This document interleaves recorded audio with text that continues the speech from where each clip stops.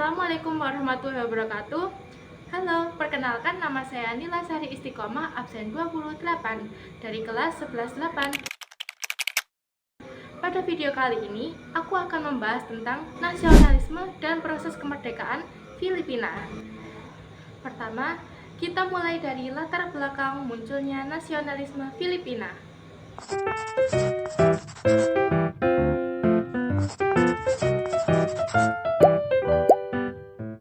Nasionalisme Filipina muncul karena penjajahan Spanyol yang berlangsung sangat lama, sejak tahun 1565.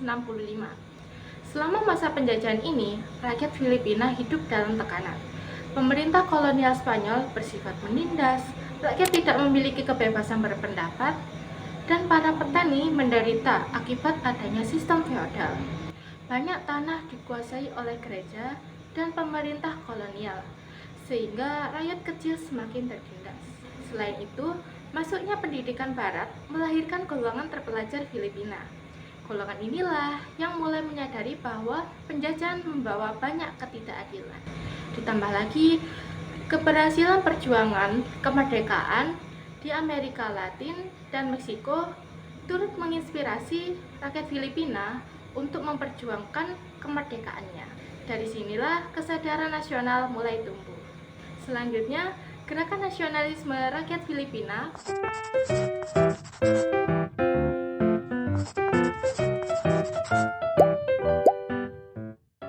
berkembang melalui 3 gerakan utama.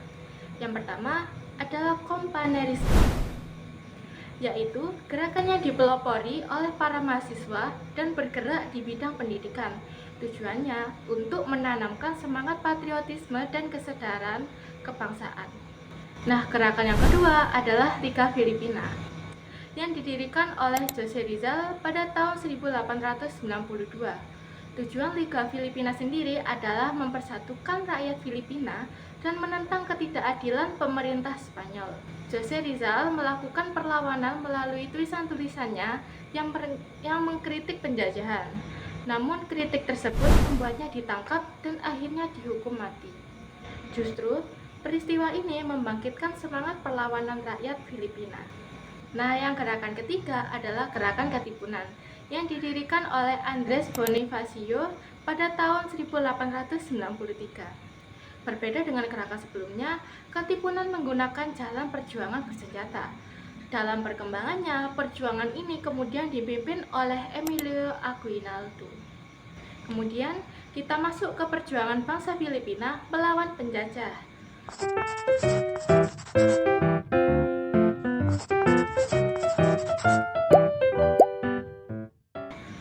Perjuangan bersenjata dipimpin oleh Emilio Aguinaldo. Pada tahun 1898, terjadi perang antara Amerika dengan Spanyol. Dalam perang ini, Aguinaldo bekerja sama dengan Amerika untuk mengalahkan Spanyol, dengan harapan Filipina akan memperoleh kemerdekaan. Spanyol akhirnya kalah dan menyerahkan Filipina kepada Amerika.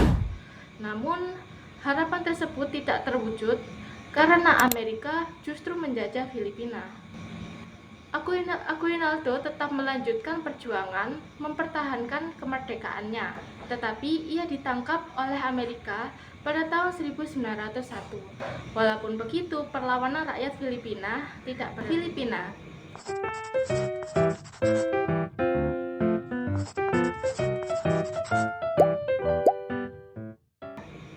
Pada masa penjajahan Amerika, Filipina mulai diberi otonomi secara bertahap, seperti melalui pembentukan Philippine Commission dan Philippine Assembly.